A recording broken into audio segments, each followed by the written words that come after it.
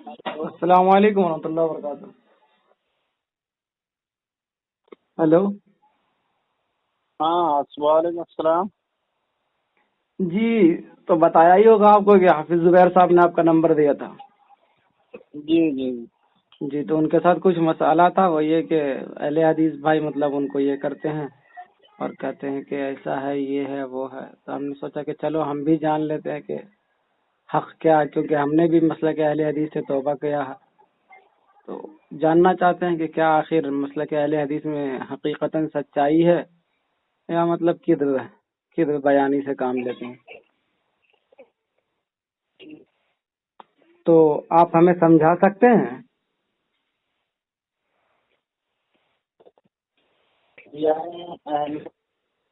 جی کس مسئلے پہ آپ کا جو ہے یعنی کس کا کام وہ غلط کرتے ہیں. اچھا، آپ جس ٹاپک پہ چاہے اس ٹاپک پہ آپ ہم سے بات کریں، کوئی مشکل نہیں. ہم تو نہیں. بہرحال ہم یہ پوچھ رہے ہیں آپ سے کہ یعنی آپ کو جو ہے کس چیز کے اشکال ہیں. ہاں اہل حدیث ہے نا، جیسے کہ 3 طلاق اجماعی مسئلہ ہے، قرآن و حدیث سے ثابت ہے. ائمہ اربعہ کا اتفاق ہے، امت مسلمہ کا اجماع ہے کہ 3 طلاق 3 ہے، لیکن اہل حدیث اس کا منکر ہے. تراویح 20 رکعت ہے، 20 رکعت سے کسی کے پاس بھی کم نہیں ہے، لیکن اہل حدیث اس کا منکر ہے.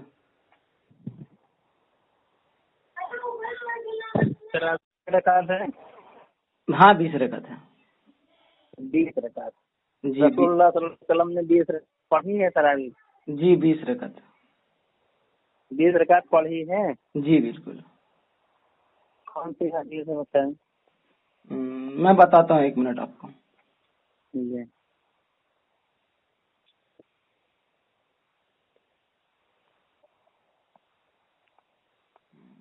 1 منٹ آپ لائن پر ہیں، حدیث میں نکال کے آپ کو دیتا ہوں. ٹھیک.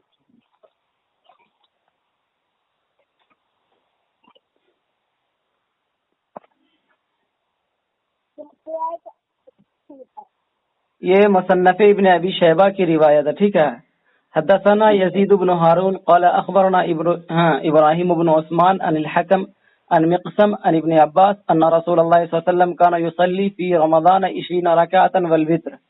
مصنف ابن ابی شیبہ جلد نمبر 2 صفحہ نمبر 284 باب کم یصلی فی رمضان من رکعت. اور اسی طریقے سے یہ روایت معجم الکبیر للطبرانی کی جلد نمبر 5 صفحہ نمبر 433 پر بھی ہے، اور اس کا رقم الحدیث نمبر ہے 11934. اچھا. جی حضرت عائشہ رضی اللہ عنہا حدیث مروی ہے. اس کا جواب دینا. آپ اس کا جواب دے لیں پھر آگے چلیں. وہ آپ کا جو ہے اور جس پہ عمل کرتا ہوں میں وہ بتا رہا ہوں. پہلی آپ بتائیے. میں جو عمل کرتا ہوں میں اس کی بات کرتا ہوں. چلے ٹھیک ہے. جیسے عائشہ رضی اللہ عنہا کے جو 11 رکعت والی جو ہے حدیث ہے، کیا یہ غلط ہے؟ نہیں غلط نہیں ہے، صحیح ہے. پوچھے نا، میں بتاؤں، میں جواب دوں گا اس کا. نا تو دقت کیا ہے آپ کو؟ اگر ہم اس حدیث پر عمل کرتے ہیں تو آپ کو کیا؟ ہاں میں جواب دیتا ہوں. اما عائشہ رضی اللہ تعالی عنہا کی جو حدیث، آپ اس کی عربی عبارت پڑھیں، میں انشاءاللہ اس کو جواب دیتا ہوں آپ کو. میں عربی عبارت نہیں پڑھ سکتا ہوں. چاہو تو حدیث بھیج دیتا ہوں آپ کو. میں بتا دیتا ہوں آپ کو. حدیث یہ ہے کہ کان رسول اللہ صلی اللہ علیہ وسلم فی رمضان یزید فی رمضان ولا فی غیرہ علی 11 رکعہ يصلي 4 فلا تسأل عن حسنهن وطولهن ثم يصلي 4 فلا تسأل عن حسنهن وطولهن ثم يصلي 3. ٹھیک ہے. سب سے پہلی بات اس میں دیکھیں کہ اس میں رمضان اور غیر رمضان میں ہمیشہ 11 رکعت پڑھنے کا یعنی کہ ذکر حدیث میں آیا ہے. ٹھیک ہے. جبکہ تراویح جو صرف اور صرف رمضان میں پڑھی جاتی ہے، غیر رمضان میں نہیں. تو اس سے صاف واضح ہو گیا کہ یہ تہجد کی نماز ہے. اور اس حدیث میں جو پڑھنے کا ذکر ہے، اس حدیث میں جو پڑھنے کا ذکر ہے وہ تنہا پڑھنے کا ذکر ہے، نہ کہ جماعت کے ساتھ پڑھنے کا ذکر ہے۔ اچھا، تنہا پڑھنے کا ذکر ہے، بالکل۔ اما عائشہ رضی اللہ تعالیٰ عنہا بیان کرے، ظاہر بات تو پھر گھر کی ہی نماز بیان کریں گے نا۔ اچھا، کہہ رہی ہیں کہ اس کے حسن اور مطلب طوالت کے بارے میں مت پوچھو کہ اتنی لمبی لمبی نماز ہو رہی تھی۔ اور یہاں پاس دیکھیں کہ سوال بھی جو کیا گیا، جو تابعی نے سوال کیا اما عائشہ رضی اللہ تعالیٰ عنہا سے، وہ تو میں انشاءاللہ آگے چل کر کے بخاری سے 13 رکعت بھی ثابت کروں گا۔ پھر آپ مت کہہ دینا کہ بخاری کی روایت ضعیف ہے یا صحیح مسلم کی روایت ضعیف ہے، کیونکہ 13 کا بھی ذکر ہے اور بھی کئی روایتیں ہیں، 15 کا ذکر ہے، تو انشاءاللہ اس کو میں ثابت کروں گا۔ تو اس سے صاف واضح ہو جائے گا آپ کو کہ 11 جو کہہ رہے ہیں آپ، اسی استدلال کرنا ہی آپ کا باطل۔ اور دوسری بات یہ کہ اس حدیث میں دیکھیں سوال جو کیا گیا کم سے سوال نہیں کیا گیا ہے، بلکہ کیفا سے سوال کیا گیا۔ کیفا الگ معنی کے لیے آتا اور کم الگ معنی کے لیے آتا۔ کم یہ کمیت کے لیے، کتنی رکعتیں، کیفا کیسی نمازیں، کیسی نمازیں تھے اللہ کے رسول صلی اللہ علیہ وسلم کی، وہ بتانا چاہ رہے ہیں۔ تو کہتے ہیں کہ مت پوچھو کہ ان کا حسن کیا ہی بہترین طریقے سے پڑھتے تھے اور کیا ہی لمبی لمبی نمازیں پڑھتے تھے۔ اور اس میں تو یصلی اربعن اربعن، 4 رکعت کر کے پڑھتے، جبکہ آپ کا عمل 3 یہ کیا کہتے ہیں 2 رکعت پڑھنے کے ہے، آپ لوگ 2 رکعت کر کے پڑھتے ہیں۔ اور ایک بات یہ کہ اس میں 3 رکعت وتر کا ذکر، آپ لوگ 3 رکعت وتر نہیں پڑھتے ہیں۔ 3 رکعت وتر نہیں پڑھتے، ایک ہی وتر کے آپ لوگ قائل ہے نا؟ یہ کون کہتا ہے؟ آپ کتنی وتر پڑھتے ہیں آپ؟ ہم 3 پڑھتے ہیں۔ اچھا 3 پڑھتے ہیں، اور جو ایک اہل حدیث کہتے ہیں وہ ٹھیک ہے۔ ایک کیا آپ صلی اللہ علیہ وسلم نے ایک نہیں پڑھی ہوئی تھے؟ دلیل حدیث سے موجود ہے، کیا آپ صلی اللہ علیہ وسلم نے 1 رکعت وتر پڑھی؟ کون سی حدیث ہے؟ ارے بھیا ایسا ہے نا، میں عالم نہیں ہوں، اگر بات آپ کو کرنا ہے تو میں جو ہے تو اپنے عالم سے کنیکٹ کرواتا ہوں، آپ ان سے بات کریں گے تو آپ کو بتائیں گے کون سی حدیث، جیسے آپ بتا رہے ہیں نا ضرور بتائیں گے، ضرور۔ دوسری بات یہ ہے کہ جو میرے پاس ہے، میں واٹس ایپ ہے آپ کے پاس، میں جو ہے تو وہ حدیث بھیج دیتا ہوں جس میں ایک رکعت آپ کے سامنے پڑھی تھی۔ اگر کوئی 1 رکعت نہیں، دیکھیں ایک بات کریں آپ، یا آپ بات کر سکتے ہیں تو آپ بات کریں، اگر آپ یہ کہتے ہیں کہ آپ بات نہیں کر سکتے تو اپنے عالم کو لے آئیں۔ عالم تو بات کر رہے ہیں، لیکن جو عالم کو سمجھ جائے تو سب سے بڑی بات۔ کیا بولے؟ عالم تو آج پہلی بار تھوڑی بات کریں گے۔ سمجھا نہیں آپ کی بات کو۔ میں یہ کہہ رہا ہوں کہ عالم آج پہلی بار بات نہیں کریں گے، عالم جتنے سب اکٹھا ہی ہو جائیں تو کیا دقت ہی ہو، مگر عالم مانے گا نہیں۔ عالم جو ہے دوسری بات ماننے کی تیاری نہ ہوتا ہے، یہ تو دقت ہے نا۔ آپ کی آواز کٹ کٹ کے آ رہی ہے۔ اچھا میں یہ کہہ رہا ہوں ہاں کہ عالم ایک دوسرے کی بات ماننے کے لیے تیار ہی نہیں ہوتا تو کیا کریں گے؟ نہ دیکھیں، بات ماننے کے لیے تیار نہ ہوتا وہ تو سمجھ میں آئے گا نا کہ اگلا کون ضد کر رہا ہے، کس کے پاس دلائل ہیں اور کس کے پاس ضد ہے، یہ تو سمجھ میں آ جائے گا نا۔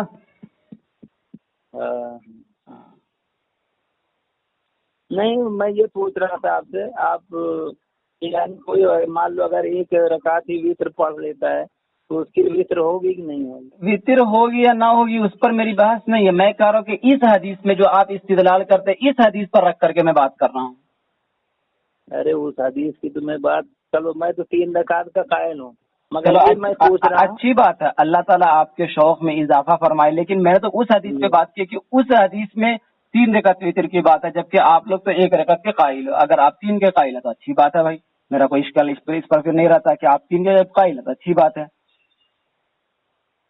میں یہ پوچھ رہا ہوں کہ اگر 1 رکعت کوئی وتر پڑھ لیتا ہے تو اس کی وتر ہوگی کہ نہیں؟ نہیں، میں ہوگی یا نہیں ہوگی وہ تو یہ اللہ کے اوپر ہے نا کہ اللہ قبول کرے گا۔ میں نماز پڑھ رہا ہوں، میری نماز قبول ہوگی۔ صحیح ہے، سنو قبول کی بات نہیں میں کر رہا ہوں، قبول تو اللہ ہی کرے گا۔ جی بالکل۔ مگر ایک چیز یہ ہوتا ہے نا کہ جیسے کسی نے کہا بھیا جو ہے سورہ فاتحہ نہیں پڑھیں گے نماز نہیں ہوگی، ٹھیک ہے؟ یہ کس نے کہا؟ سورہ فاتحہ نہیں پڑھیں گے نماز نہیں ہوگی، یہ کس نے کہا؟ سورہ فاتحہ اگر نہیں پڑھتے تو نماز ہو جائے گی؟ کس کے لیے یہ حکم ہے وہ تو بتائیں گے نا مجھے۔ سورہ فاتحہ کی میں بات کر رہا ہوں۔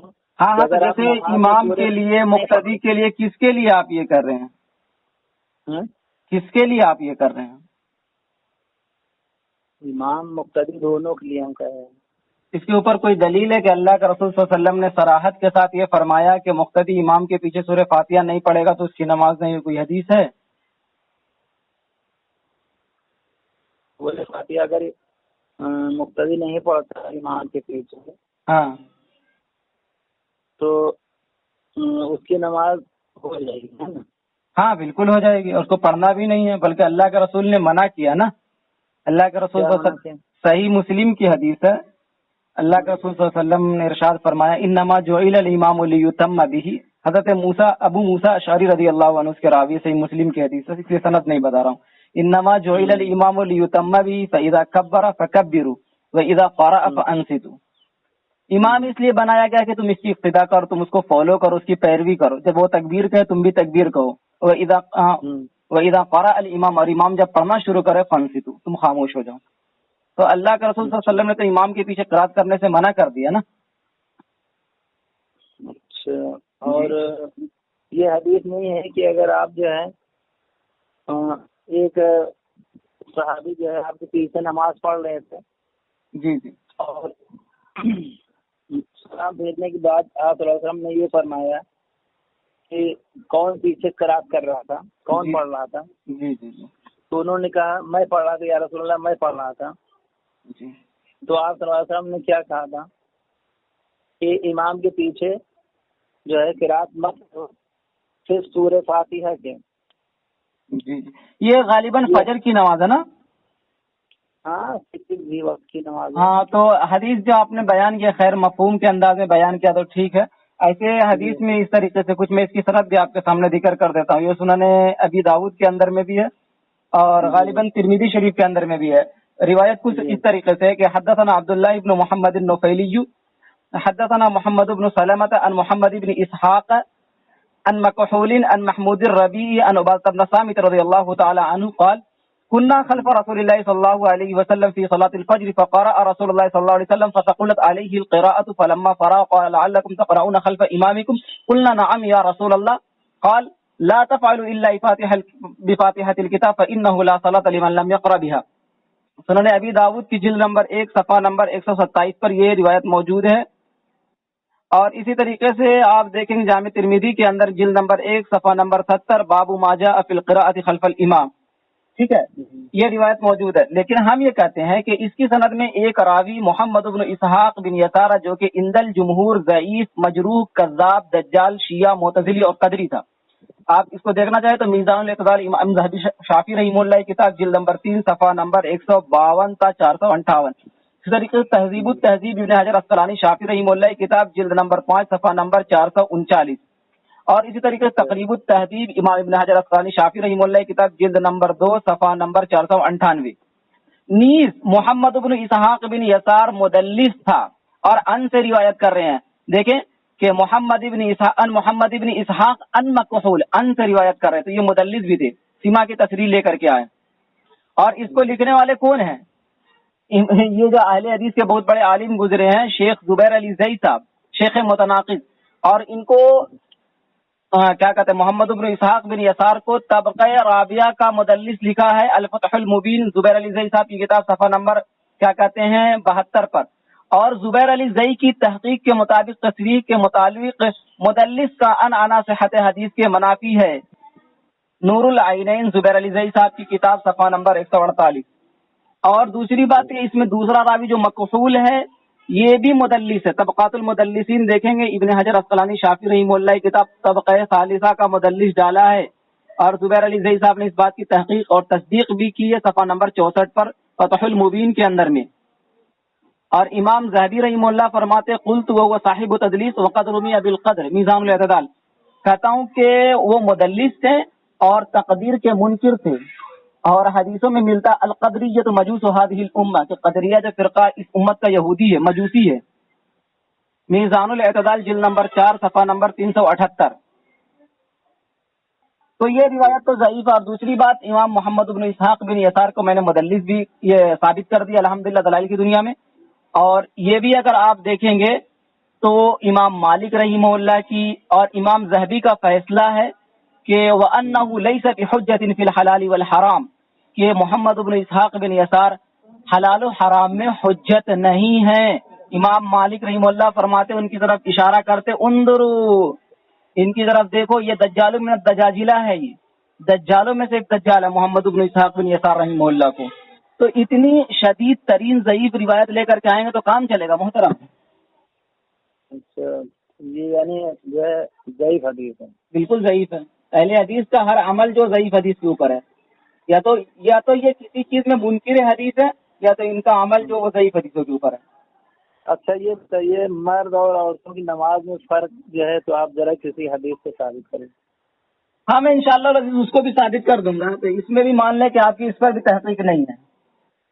نہیں، یہ جو ہے نا، اس کو آپ ذرا بتا دیجیے، اس لیے کہ جو ہے یہ بہت جو ہے ایسا مسئلہ ہے کہ کھٹکتا رہتا ہے، سمجھ میں آتی نہیں بات. تو آج آپ ماشاء اللہ جو ہے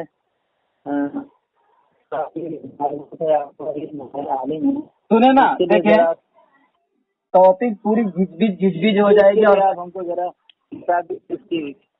سنیں نا، ٹاپک پوری گھچ ہو جائے گی اور اس میں بات بالکل سمجھ میں نہیں آئے گی. تو ہم ایسا کرتے کہ ایک وقت متعین کر لیں. ابھی مجھے بچے لوگ کو پڑھانے کا بھی وقت ہے، ٹھیک ہے؟ نہیں، یہ خالی بتا دیجیے بس، اس کے بعد پھر جو ہے میں اس کو بتاؤں گا، ٹھیک ہے؟ میں اس کو بتاؤں گا، پھر اس کے اوپر دلائل مجھے پیش کرنے پڑیں گے، ٹھیک ہے؟ اس میں اور وقت میرا لگے گا. نہیں، دلائل ہم کو جو ہے حدیث کی روشنی میں آپ یہ ثابت کریے. حدیث کی روشنی میں فرق ثابت ہے، ٹھیک ہے؟ عورت کہاں تک ہاتھ اٹھائے گی، مرد کہاں تک اٹھائے گا، یہ بھی فرق ہے. عورت اور مرد کے بیٹھنے میں فرق ہے. یہ سب حدیثوں سے ثابت ہے، جس سے انشاءاللہ العزیز میں دلائل سے ثابت کروں گا. اب رہی بات کہ وقت متعین کر لیا جائے تاکہ بات کرنے میں صحیح ہو، ٹھیک ہے؟ ابھی مجھے بچے لوگ کو پڑھانا، ان کا سبق وغیرہ سننا ہے. ابھی اس کے لیے تو ہم خاص ہمارا جو ہے تو یہی اس میں زیادہ خیال ہے، اس کے لیے میں آپ سے جو ہے یہ سوال کیا ہوں. ہاں تو فرق ثابت ہے، حدیثوں کی روشنی میں ثابت ہے فرق. ایسے ایسا رہنوں کی کوئی نماز ایسی ہو جیسے آج جو ہے ہم کی جو ہے خاص نہ کریں. اما عائشہ رضی اللہ تعالیٰ عنہا ہی کو خاص نہ دیکھو. اگر کوئی میں آپ کو قاعدہ کلیہ کی بات سمجھاتا ہوں.